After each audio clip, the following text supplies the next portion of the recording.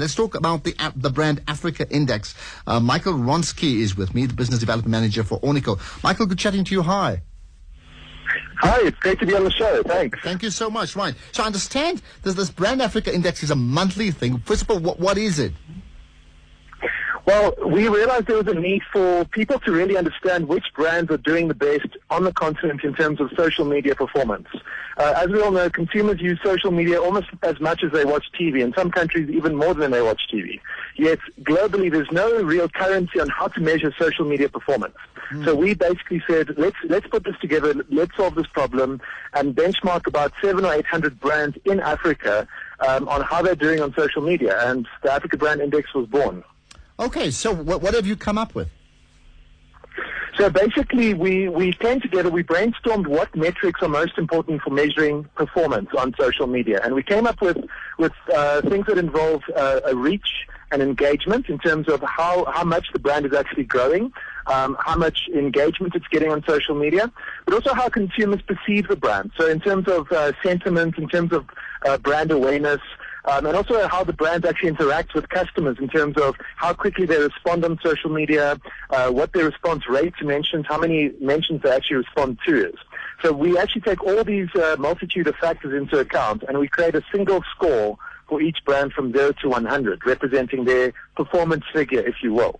And we've obviously ranked about 700 brands, and we've grouped them into 3 countries, South Africa, Nigeria, Kenya, and across about 10 or 12 industries. So it's very refined, and you can obviously see the top brands in any industry or any country right now. Okay, let's run.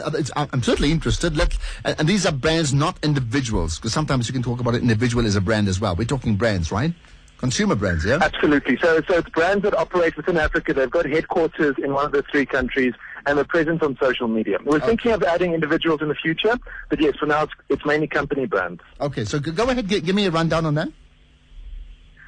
So it's pretty much all the brands we know and love. Literally all the big ones like Vodacom, MTN, Cell are there, but also a lot of the smaller brands. We whole space of government sector brands in South Africa. We've got about 125 brands, which represent all municipalities, all political parties even, and we've combined them into the government / politics index within the AfricaBrandIndex.com site. So for the first time ever, we know which brands are performing the best in the government sector in South Africa. I think that's a first for the country. Okay, give me some names.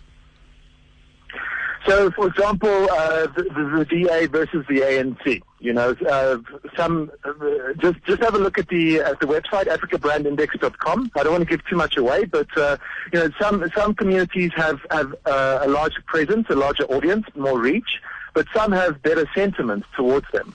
While some respond better to their audiences on social media. So you can actually see how these brands compare across different metrics.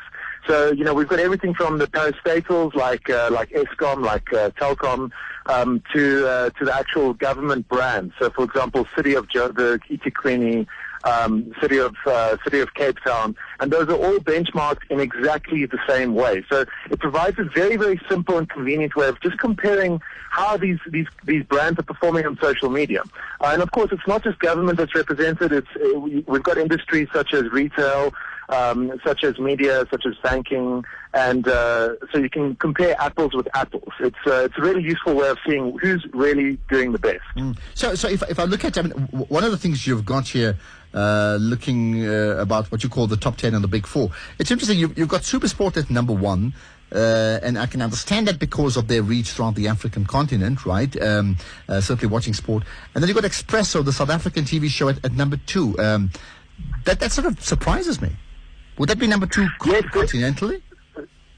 Yes, there are quite a few surprises. So what we do is we take the actual social media profile. So if you look up Expresso Show on Facebook, for example, or on Twitter, you'll see that they're extremely active and engaged with their community, but also just have a look at how much engagement they get. Some of their posts get tens of thousands of comments, more than any single brand really in the country. And, you know, media does have a bit of a natural advantage because people love talking about their favorite shows and their celebrities. But it only makes sense that the media brands perform extremely well. People are very, very engaged on social media. And one must also realize that anything on TV is also being used on social media in the same way. We've got this whole second screen thing where consumers are almost always on some form of second device while they're watching TV, even while they're engaging with radio.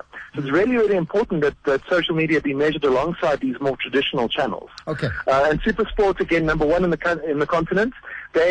Africa loves sports. Full stop, really. They engage with it. SuperSport has done really, really well in terms of their online marketing campaigns, their social media. So across the board on every single index, every scorecard that we've benchmarked them, they've done the best. How representative is this? I mean, I'm looking at again that initial table, and besides HL Kenya, the rest are all from South Africa. Does that suggest that either the research is skewed, or in fact that other countries are underperforming when it comes to social media, not so much underperforming as actually brands within the continent? Yes, we get that question a lot, to be honest. And, the truth is those communities in, for example, Nigeria and Kenya, they are the largest. There's definitely a bigger audience size in terms of pure reach. But remember, there's other metrics that we take into account. So a lot of Nigerian brands don't have proper social media strategies in place for responding to queries on social media. That is a very important statistic that we track. A lot of them don't have very positive sentiment towards them. And a lot of brands in Nigeria and Kenya don't actually operate across all social media channels. They might just have a very big Facebook page of 5 million fans. But if they're not active on Twitter, on YouTube, on Instagram, then their score actually gets degraded quite a bit. So we found that South African brands typically have the best social media strategies in place for CRM, but they're also active across a multitude of channels, and they get engagement across all of them. So that's a very important factor. All right. And lastly, so if I need to direct people, just give me a website they can go to. So you can just go to the africabrandindex.com website, and you can see all the information there. It's got all the brands, it's got all the categories and countries. And obviously, if you want to know more, there's a contact form. We're more than happy to assist, to add new brands, to benchmark any new brands, of course. It's an evolving index, and there's a lot more that we want to add in the future in terms of understanding what content really drives engagement.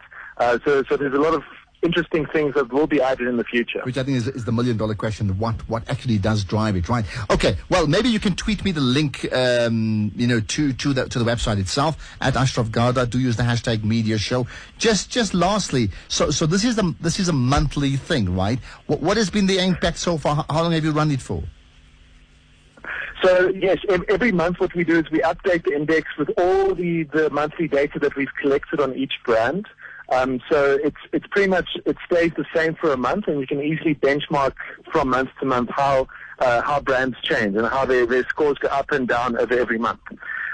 So basically you can see, for example, it's fascinating when a brand, for example, has a big campaign and they jump up a couple of points because all of a sudden they're getting more reach, they're getting more engagement. And they jump up in the leaderboard.